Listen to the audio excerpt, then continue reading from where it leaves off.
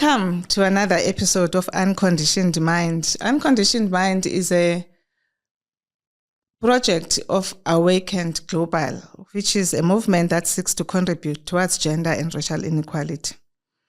And in this season, we're doing a leadership series interviewing seasoned leaders on this topic. And I have an exciting guest for you today, our own, very own Professor Wiseman Nkuhlu. He is such a mentor to all of us, a beacon of light. We followed after him. And it's history here actually today because we've got the first black person to be a chartered accountant and the first woman. Yes. So this is really an exciting moment. I'm so excited. Prof, looking forward to our conversation. Maybe you can just introduce yourself for the listeners so that they know who you are. No, thank you very much for the invitation. I'm very pleased to be here. I'm Wiseman Nkuhlu, a chartered accountant, qualified in 1976, many years ago. During my career, I've been in education really, and also in the profession. And I've just now retired from a very important assignment in one of the big firms. And I'm currently looking at what I'm going to do post-retirement. Thank you, Prof. I mean, you've played such a role in our country, in the continent and beyond. I've always been fascinated by the fact that, you were in academia, in business, advisor to the president, running projects in the continent and beyond. How did you do that? How did you manage to reinvent yourself so many times in your life? Yes, as you know, Nkuhlu, when I qualified, the big challenge was to immediately take action to show that the African people are capable of achieving whatever other nations have achieved if they're given the opportunity. So that's why I got very busy. So the first thing was to create an environment where I could mentor prospective aspiring accountant in my office, and also establish the Department of Accounting at the University of Transkei. And so I had to do teaching as well as really mentor them in the practice. So that was the exciting thing to say. I must quickly demonstrate that Africans, when under the right conditions, they are capable of achieving whatever. So whilst I was busy with that, the black business, in particular under NAFCOC, they were also keen to get some ideas from me as a chartered accountant, which ideas they can use to improve their own businesses. So I was under pressure to actually provide advisory services, tech services to emerging black businesses. And then I was busy with that. But the university on the other side was saying, we want you in the administration of the university to help us in improving the administration of the university. So in the end, I had to give up my practice because of the pressure. People at the university were telling me that I will have a bigger impact if I go and teach and be part of the administration of the university. So I ended up in university administration, vice chancellor of the university. And of course, later on, post-1994, I was invited to come and join the presidency, again on development issues that had to do with economic development as well as education. Wow. I suppose when you are a leader, people, they see the opportunity for you to provide leadership and you've always been open, I suppose because of this passion. Of demonstrating that as Africans, we can do anything. And you've actually demonstrated that as Africans, we can do anything. Maybe let's go to your book now, this new book that you've just published. It's called Purpose Leadership for Africa in the 21st Century.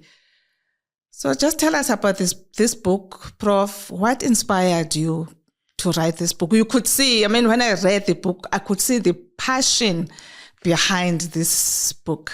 Yes, you have also written books, and really sometimes you just feel that you as a professional, you have been involved in this space, trying to make a difference. And there were times when we were very hopeful that there's going to be a breakthrough. So that's what happened to me. When I was invited by President Mbeki to be economic advisor, I worked on NEPAD. I was confident that the time had come for the continent to claim the 21st century. We're going to make rapid progress on education, on infrastructure, on science and technology, and so on and so on. And that the economic integration of the continent was going to really take a major step forward. But after that, by the end of, by 2010 or so, I began to be concerned that we're not making the progress that we had hoped for. We're not achieving the progress. Now, later on, I just felt that things had gone back to the bad times, in terms of coups in the continent in the early 20s and the military rule, and also just levels of poverty not declining. I had to ask myself, what further contribution can I make? So I said, I've been thinking and also analyzing, researching the issues about the African continent. So I decided that the contribution that I can make is to share all those experiences in the form of a book, document my own understanding of achievements of the continent in days gone by, the challenges it faced under colonialism and apartheid, and how new leadership emerged to actually enable the continent to overcome those challenges. But now I'm saying, now that we are free, our leaders managed to dislodge apartheid, colonialism, who are in the post-era, but our people are still living in poverty and in hopelessness. What can we do? So I had to, in the book, try to say, these are the challenges, and I have got some ideas that I share in the book regarding what we should do differently in order to overcome the challenges that emerged post 1994 in the case of South Africa. I mean, that is why it's so important to document these things, because someone at some point, may take this book and be inspired to do something that can bring about the change that we so desperately need in South Africa and the continent. So, Prof, you share in the book, stories of successes of, African leaders. Yes. And I was really so grateful for that history. Because, we read about Africa's history here and there, and it was sort of summarized in one place to give you this picture. And I felt so inspired when I read that, because it then said to me, the fact that we believe that maybe there's something wrong with us as Africans, maybe we can't lead, maybe, all the things that are being said about us are true. But when I read that history, it said to me, no, they are not true. There is nothing that we cannot do as Africans. We can rebuild the continent. Yes. We can rebuild our countries. There are leaders before who had done that. Yeah. How important is that that understanding for young people who may feel, looking at the situation, feel so much despair for the continent and their own future? Yes, exactly. It's our responsibility, I think, as leaders who have had the privilege of serving in leadership positions, grappling with these challenges, to actually share the lessons that we have learned with younger people so that we can give them hope. You are right. In the book, I first deal with the fact that as Africans, we should be proud of our culture, our inheritance in many ways. One, I highlight the fact that all humanity originated from Africa. It's something that we must be proud of. And all the people that we see in the world that have developed when they left the continent, they were civilized. They could write poetry, they could paint, they could dance and all things. But then having left the continent and they were exposed to different climates and so on, they developed in different ways. So, but I go on then to say that when then the Europeans came to Africa in the 15th century and so on, there were African kingdoms in the continent that were strong enough, as developed as those of Europe and other places. I talk of ancient Ghana that had an army of over 200,000 people. Think of the logistics of feeding an army of 200,000 people.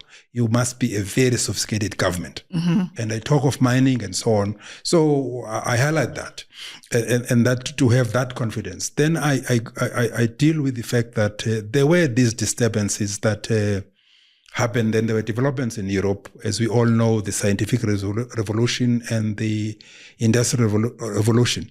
And those developments happened at a time when African kingdoms could not respond to those influences, because it was the time that we're being devastated by colonialism, by slavery, and so on. Our kingdoms had been weakened. So there could be no African leadership to actually respond to the new challenges. Because really, Nkuhlu, one must understand that in previous occasions, when there were new encounters with people of different cultures, Africans have always responded. That's why Africans were trading. West Africa was trading with Egypt, the Middle East, in gold and so on. When there were opportunities in the interface with other civilizations, Africans would respond and see the opportunities and really benefit from those opportunities. So even now, when these scientific revolution inventions, came up, Africans would have responded in their own way. But because of colonialism and the bullying by the Europeans who had superior weapons, they couldn't. So then I go on to say, but that was not the end of the story. And then the Africans, as they got exposed to the wisdom or secrets of the Europeans through education. They used that education to understand how the Africans should respond to the invasion by Europeans. They used that education to actually organize themselves and have the liberation struggle that liberated the continent. So again, Africans having the initiative to respond to conditions and to make sure that their freedom is restored and they're able to take off. So I make the point then that we should be proud of the fact that of the leadership that emerged during that time to confront colonialism, to use the weapons of the invaders, education and religion, to actually use those ideas to empower themselves to confront it, and they did that successfully.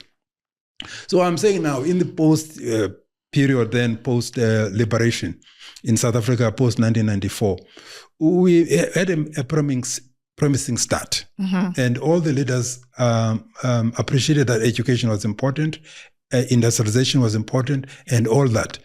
But it looks as if we underrated the complexities of really rebuilding our society that were destroyed through systematic, undermining of our culture, and also the destruction of our own systems of government and so on. We thought that we could just, as the educated Africans, adopt the government, the institutions that the Westerns have actually developed, and just get into their seats and things would work. But we have not really done enough to make sure that our people, in terms of education being extended to all corners of our countries, and the quality of that education is such that it equips them with the necessary skills. We have not thought very deeply on those things. We have not been very, bold in terms of coming with measures to make sure that education becomes an instrument for equipping our people to manage the transition from the traditional ways of doing things to the new way of technologies and science in the 21st century. That's a long answer, but that's how that's what I'm trying to deal with in the book. Mm-hmm. Mm-hmm. You know, you're talking about Africans responding to the situation that is facing them. Because if you're talking about the liberation, that's what happened. Yes. Leaders rose who led the liberation. Yes. And today Africa is free because of those leaders. Yes.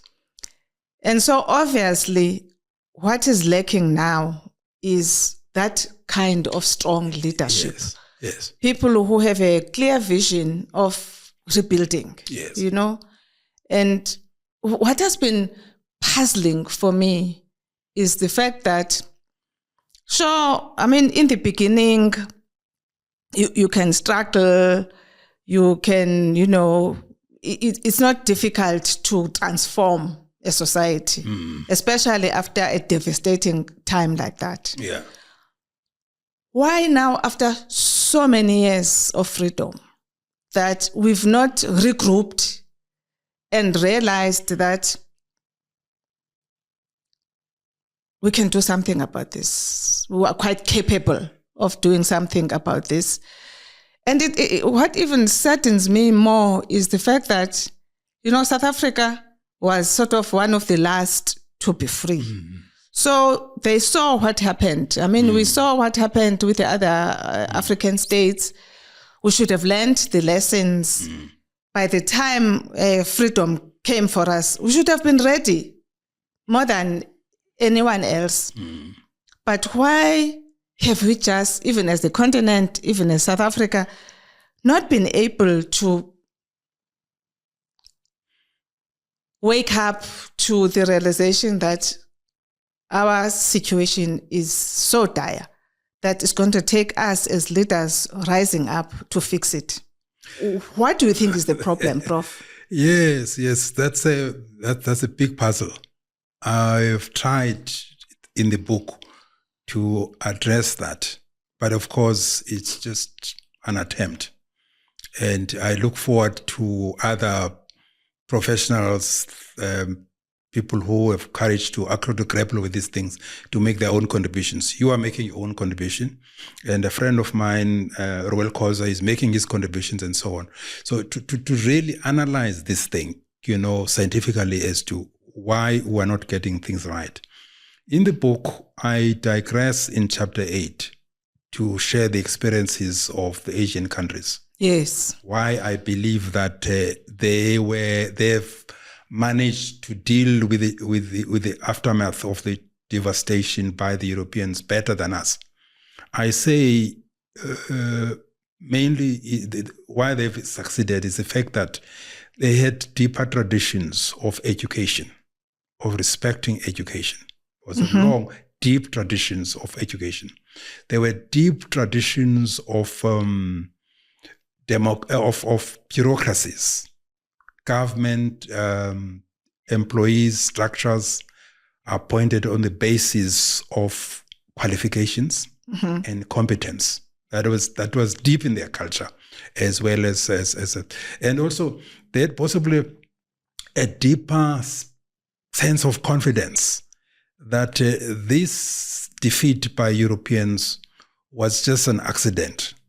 They had a deeper belief that their cultures were superior, were not inferior to those of Europeans. Yes. So really, on their case, they were so confident that by just selectively identifying things that had given the Europeans an advantage to actually produce weapons which they used to conquer the rest of the world, if they can master those ideas that gave the Europeans an edge, which they used to conquer them, if they can get those ideas, inculcate those ideas in their own education, they could catch up.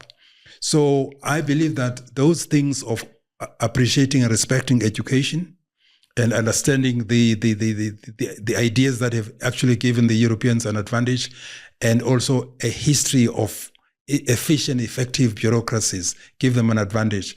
And I submit that as African countries, we could learn from those experiences. Yes, yes. I make the point that so far, as individuals, we have proven that with the right education, we can achieve the excellence. Whether one is talking ethical conduct or is talking technical competencies, we can achieve as individuals the same levels of achievement as the people, anybody else.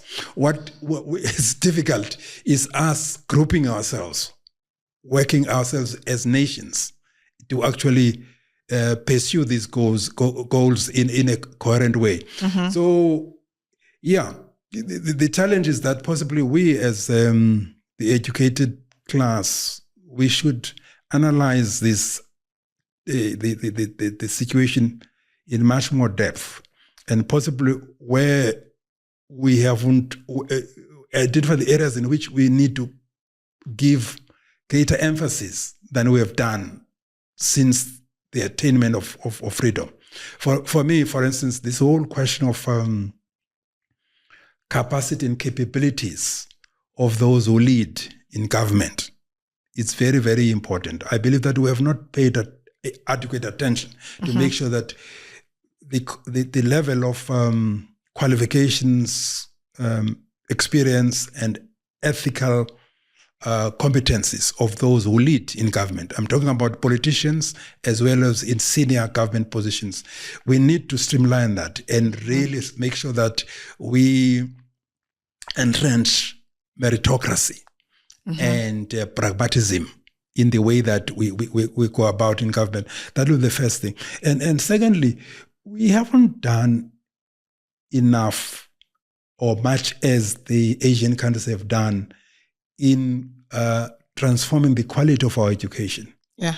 Our quality of education, it's really an embarrassment that 30 years after obtaining freedom in 1994, we still have majority of young people who complete grade 12 unable to find jobs anywhere because they have no skills of any kind. And it's really embarrassing. And now we have an increasing number of people we have invested in for over 12 years, and some even at university, we can't find jobs for them. So it means there's a mismatch between the education system and what the economy needs, and what skills and knowledge and mindsets that is needed for people to be successful in the economy.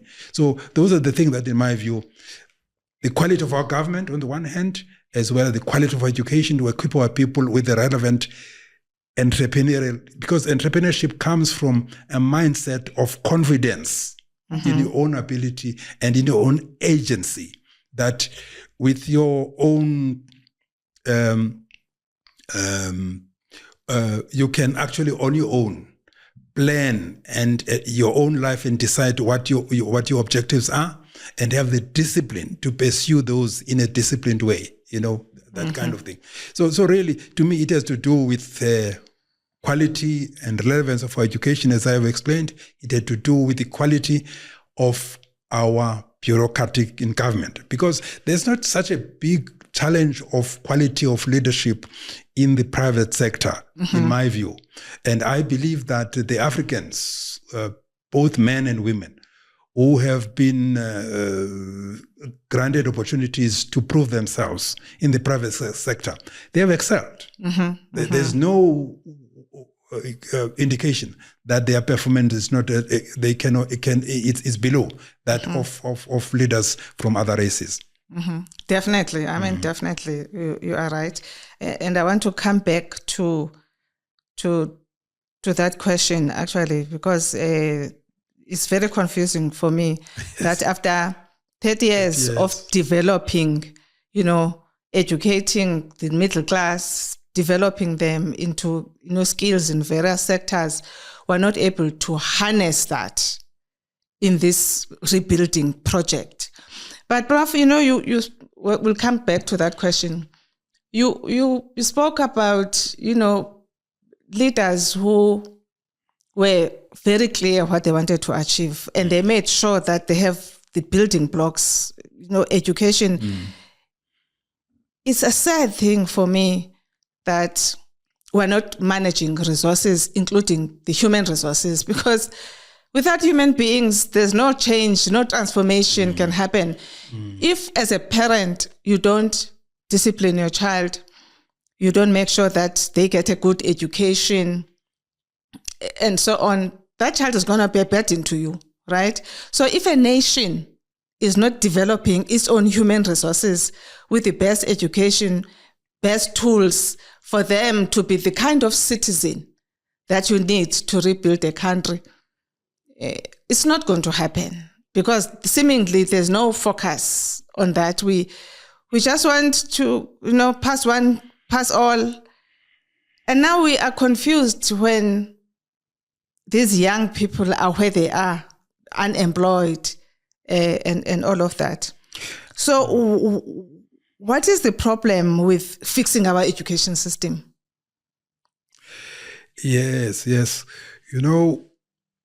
That's the challenge that I'm grappling with, and in the next phase of my life, post-retirement, from the profession, I intend to focus on these issues of education, try to really promote greater awareness of the crisis in our education system. Understand that the only way we'll get the country to move is when we get our people equipped with the mindsets, education, knowledge, and skills to actually have confidence in themselves that they can be agents of their own development. Because unfortunately, what we have unfortunately promoted since freedom, not only in South Africa, is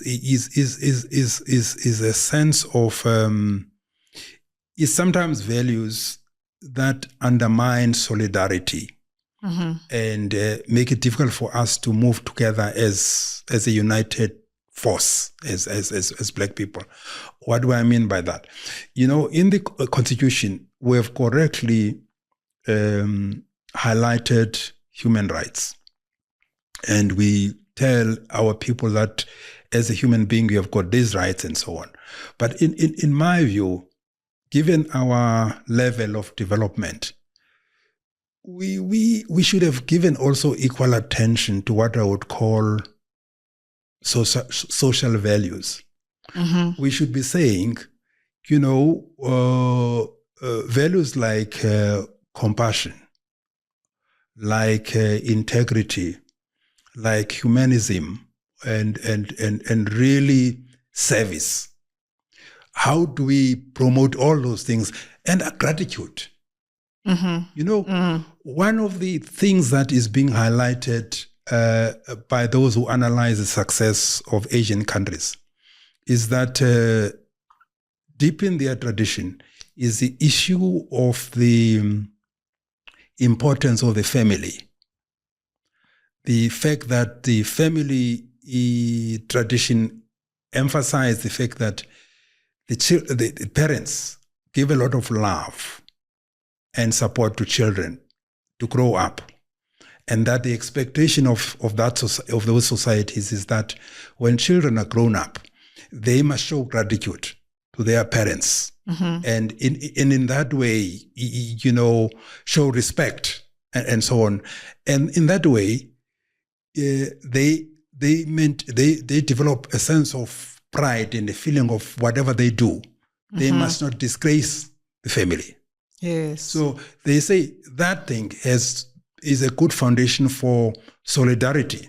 It starts at a family level where children are groomed in a way that encourages them, to have a pride and a feeling of responsibility, not to engage in things that disappoint or disgrace the family. So it says that culture is taken to communities in which these families get involved. They go with that culture of saying that if I'm part of this new community now, it could be a municipality, it could be a church, and so on, I've got that responsibility of solidarity with this thing, of playing my part in that in a constructive way, and be part of harmony, not being destructive. So for me, Nkuhlu, I don't know how we bring this thing back, but I just feel that, in the way that we've gone from oppression, apartheid to freedom, we have not taken step address the fact that our families were destroyed. Yes. The integrity of our family was destroyed. Yes. And especially that even got to a high point during the 1980s, when deliberately children were encouraged actually to defy their parents because they were sinners. But of course, there's a long history of young men leaving their families to go and work in the mines and developing, disconnecting with their families. And therefore, this destruction of family, and to me, and solidarity, and also apartheid and issue of people being seen as spies, others collaborating, others being in the struggle, we develop a distrust of each other and so on. So for me, these social values that I referred to must be even equal attention in rebuilding the new South Africa. Yes. Unless we have that respect and love of the family and sense of appreciation and gratitude, building that. And then if that is at the family level, it will be easy when you go to work for a company. You feel a sense of gratitude that you are being part of something that was built without you for 100 years. Because some of us are joining companies that have been there for 100 years.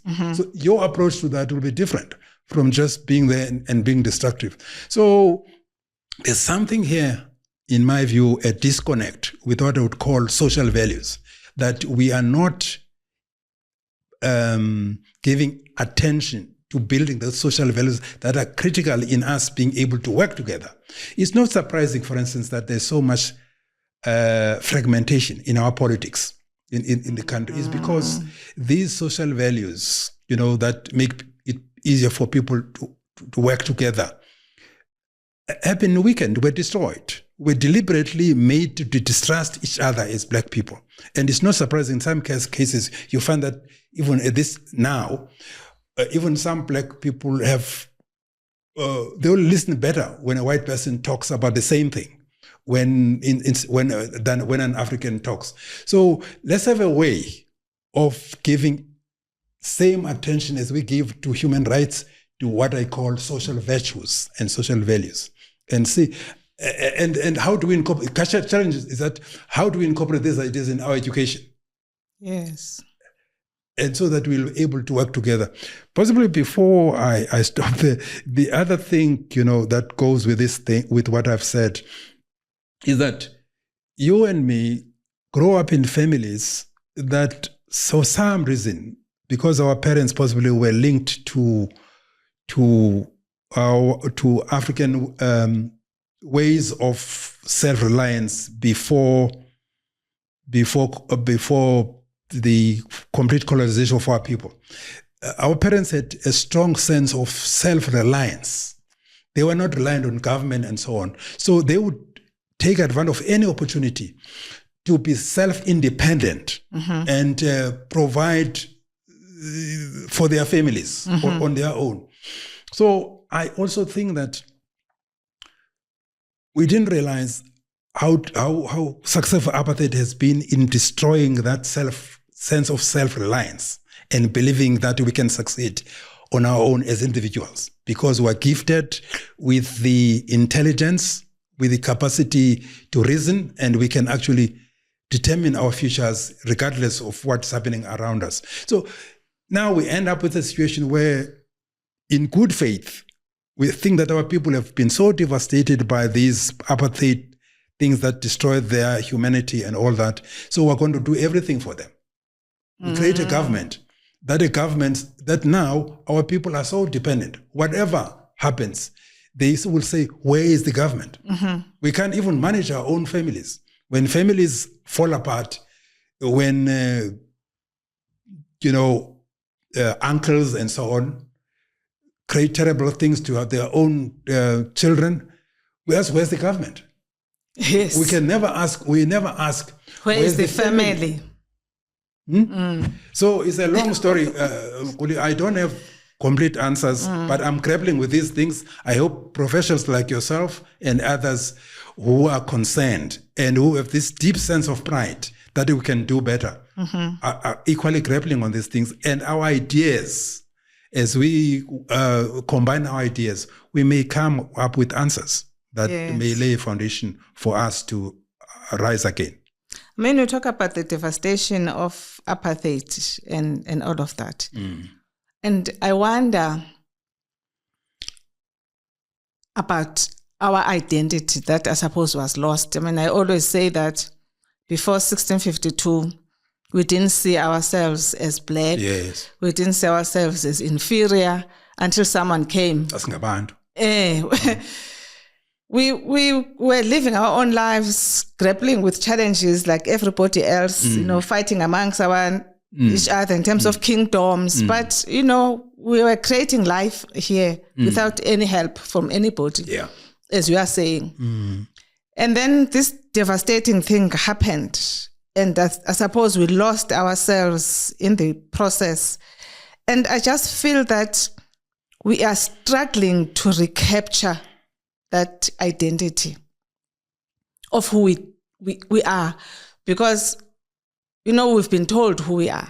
Myths have been created about who we are. So now to undo all of that work, I feel has been a big challenge. I mean, you're talking about how successful we are as Black people in corporate and all of that. But again, there's this deep sense of we are owed something and we have to fit in with, for us to survive here, we have to sort of fit in with whatever the corporate culture is. And we have to succeed here for ourselves, for our own bread, for our families as well. Just unpack for us this, because in the book you talk about the importance of culture, and even with the Asians, we're saying it is the culture that actually made it possible for them to transcend this whole horrific thing that had happened to them. Just unpack for us the identity. How do we recapture our identity? Because I think it's at the center of our problems. No, thank you very much. Yeah, question of lost identity. I struggled with that in the book, and we have to grapple with this thing. It's not going to be pleasant. We have to be forthright with each other in dealing with this thing.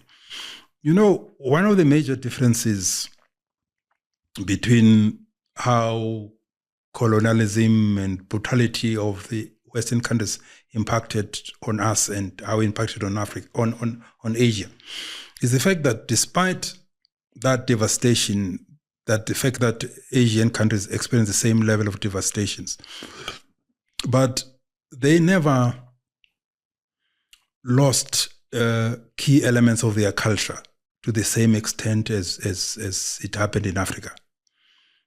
And that's why the rebuilding of our identity in Africa possibly is much more complex. In Asian countries, for instance, if you take the foundations of their governments, when you talk to Asian leaders, they will always refer to the teachings of Confucius, for instance, as one of the foundations. Religions in India, there are many religions that are indigenous. They are still very, very strong. So what happened in our case is that as the educated class, we obtained a new identity, for instance, in the case of our religious beliefs. which, as the educated class, predominantly became Christians, which is not an issue on its own. But let's remember how this thing came about, that those who were converted to Christianity were separated from their people, from the African people, and were made to believe that they were different and possibly better. So that caused a big question of identity. And they were no longer that proud of being of the African culture.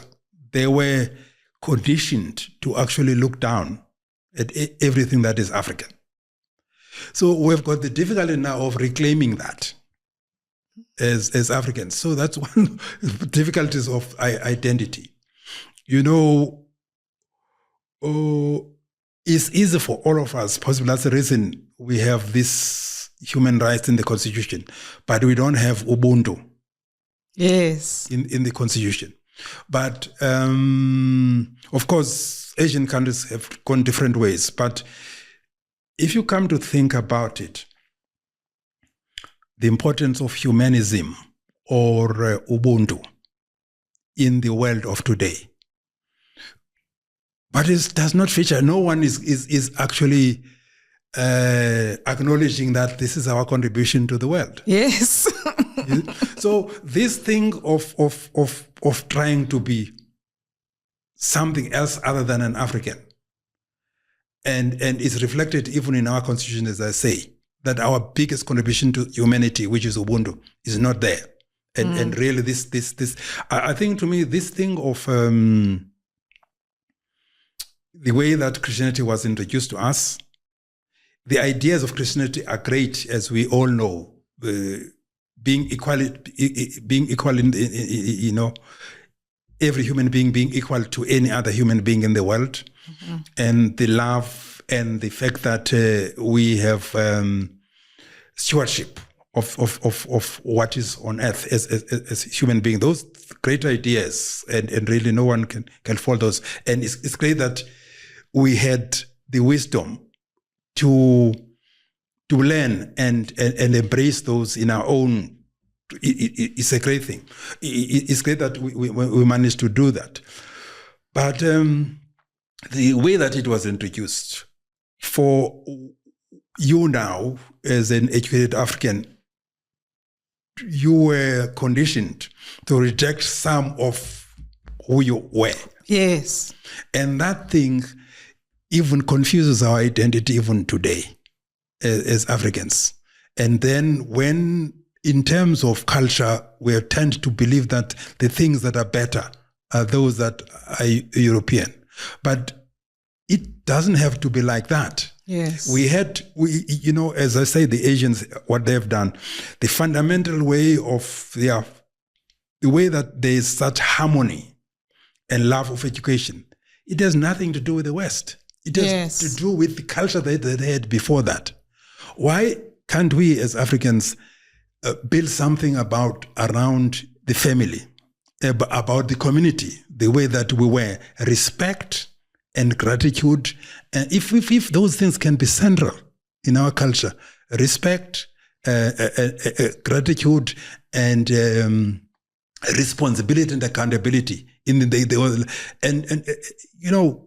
possibly this sense of who we are and identity could actually be resolved. I believe that our duty, one of our major responsibilities as African leaders, is to grapple with these things. How do we identify those things that the way that we have interacted with culture, with other cultures as Africans, mixing of the ideas that we've learned from the Asians, and those ideas that we've learned from the interaction with the Europeans, and then interacting and matching those with ours, give us a unique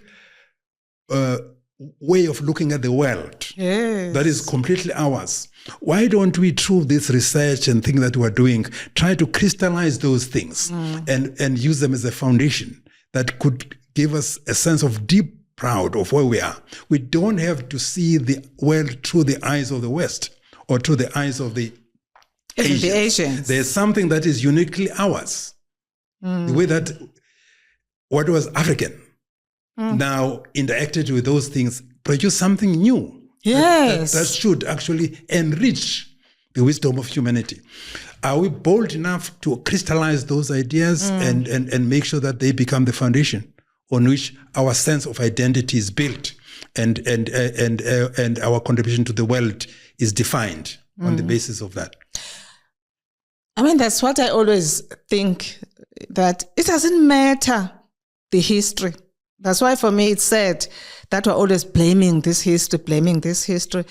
Because when something terrible has happened in your own personal life, for instance, it doesn't destroy you as a person. You emerge from that difficulty a new person, because you find strengths within and things about yourself that you didn't know, how strong you are, how powerful you are, for instance, and we're able to create something new, you know, and from that new identity that you found out of the difficulty.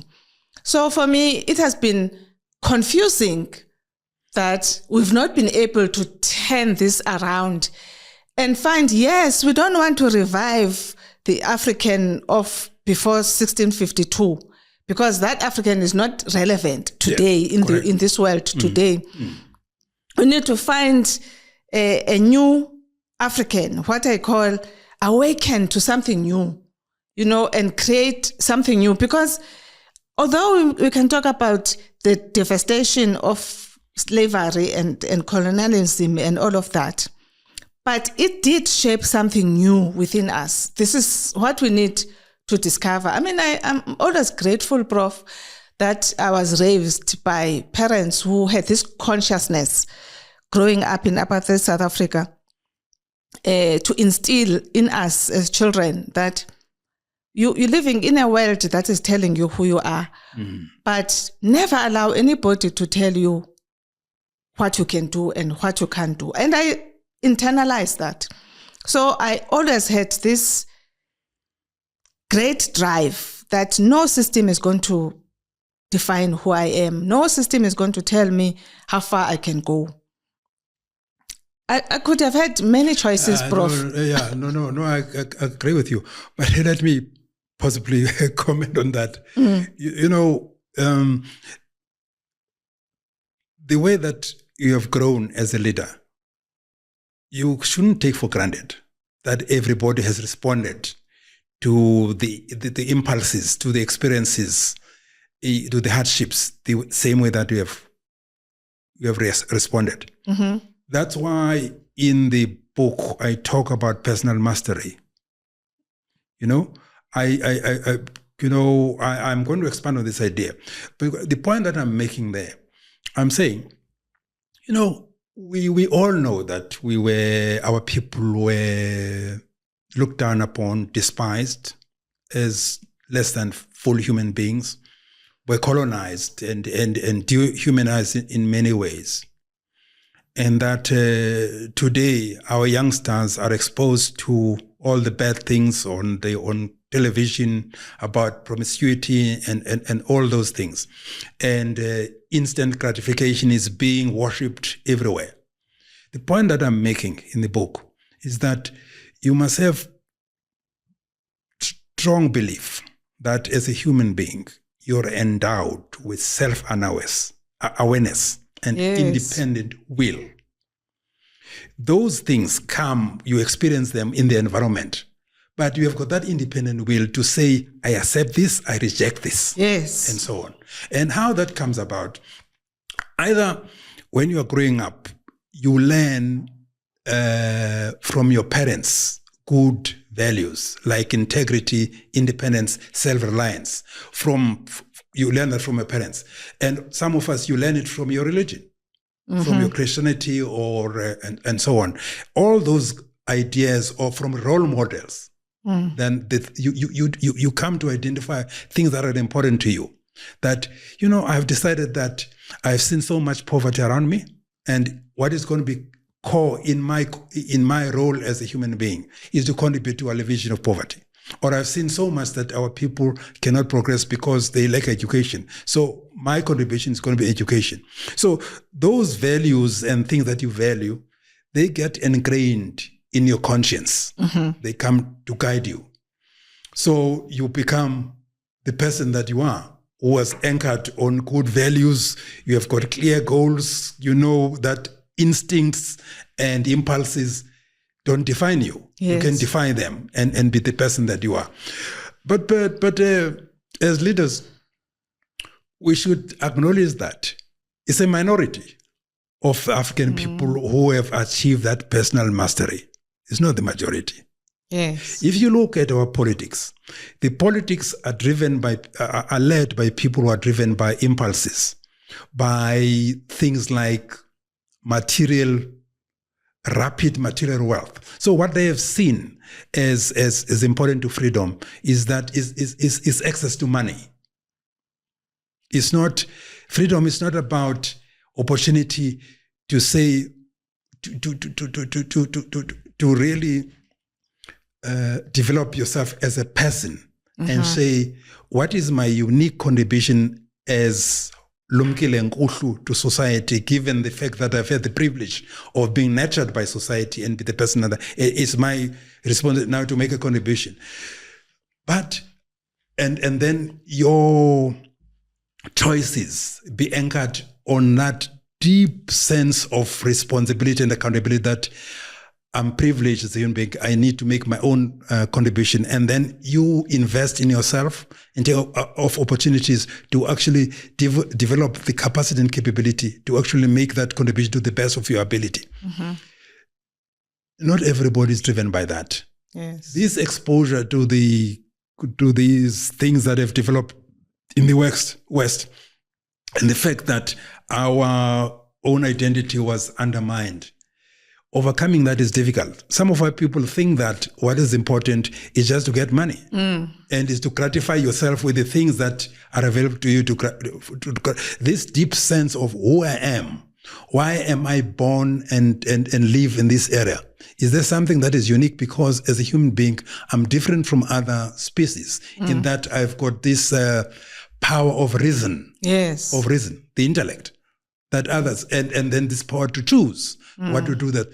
So, but people just allow themselves to be driven by instinct, by greed, by desires, and so on. So you see, to me, that's fundamentally why we have the politics that we have.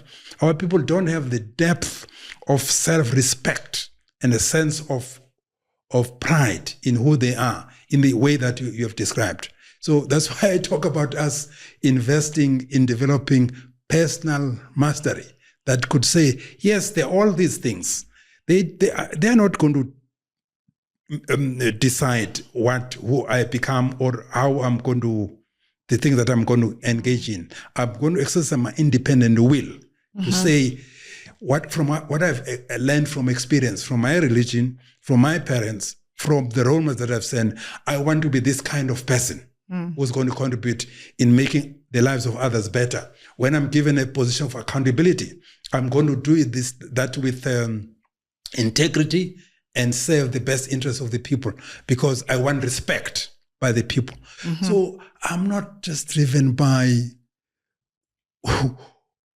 just an opportunity to get material possessions or gratify my desires. So what you are saying, it's good that these things are troubling you, but let's have it's not just humility, but let's be realistic about it. But the destruction of our identity as a people was much deeper. And this is where you want evidence of this, is the way that our politics are run. Yes. It's run by people who don't have this deep pride that we're talking about, that you take for granted that you can overcome whatever hardships we're exposed to and say they're not going to define who you are, you're going to define your future. Some of them have accepted that when we're in government, they don't think beyond just opportunity for them to make money the easiest possible way. And they have no deep pride in who they are. And then that gives them power to resist the temptations to do the kind of thing that we are. So it's a big topic. That it is. No, it is. Of understanding why we continue to behave the way we behave when we have all these opportunities and so on and so on. So that's why I'm saying we, as people who have come to a stage where we were concerned about these issues, let's keep on debating them, writing them, and sharing and having mentoring others, and see whether through that, in the spaces in which we work, we can actually begin to develop a new sense of identity and deep pride, and and really stand up and have the courage to actually anchor ourselves on the identity that comes from the experiences that we have gained, and that deep pride of who we are. No, you're right, Prof, because then that has become culture now. So young people are aspiring also towards material things, because they've not been given these values that we're talking about. And Prof, I was just so conscious of that. I remember when we, as I'm saying, I wanted to prove that I could do anything. And this is what I tried to instill within the firm, that as Africans, we can do it. And when it was hard during the merger, for instance, there was a huge temptation from the other partners to say, why are we starting from scratch, building systems, risk systems and all of that, when the Big Four already has done this thing? Why don't we just accept these offers of these measures so that we can have these things? And I used to stand very firm, Prof, to say, I need a black child to know that they can also do this. I wanted to instill those kinds of values and confidence in them. And I always say, I could have had many choices. I could have gone to corporate. I could have made a lot of money in corporate. I had the abilities, but there was this deep sense of leaving a legacy that can show a black child that they can do anything also like everybody else. Yes. So you're right, Prof, in these small spaces where we are, we can instill these things. I mean, that firm is still going on today. They still believe that they can do it for themselves because of the values that we instilled. What are your closing words, Prof, as we run out of time? Well, thank you very much. No, those are the ideas that really we should promote. On my side, as a youngster, as a young professional, I was very much influenced by Dr. Sam Motsuenyane. When he came up with the idea of African Bank and other institutions, along the same line that you did when you qualified, you established your own firm. It is, most thinkers believe that you move from victory over yourself before you can meaningfully integrate and be able to work with others. This victory over yourself is very, very important. I believe that as Africans, we need to do more of that, where we build our own institutions and show that we can do it ourselves. It gives us confidence and credentials to actually work with others. And so on. So I cannot emphasize that enough. So really my closing remarks are really thank you for the opportunity, and also thank you for your interest in engaging with these complex issues of our identity and how we can, as professionals, make a contributions in making South Africa better. I grapple with the same issues, and I also believe, as you do, that the starting point is yourself, is victory over yourself. Master over yourself. The things that, you cannot credibly talk about ethical conduct, about integrity, about service and humanism if you don't model those values in your own life. So really, let's go out and work on these things, but really take personal accountability and responsibility that we must model these things in ourselves for us to have credibility. And grapple with the challenge of starting our own institutions, which prove that we are capable of building and achieving the greatness that other nations have achieved. Thank you very much. Thank you so much, Wonderful Prof. Thank you for this wonderful talk. And I know that my listeners will get something out of it. It will ignite something in them. We've run out of time. Thank you so much, Prof. Thank you very much.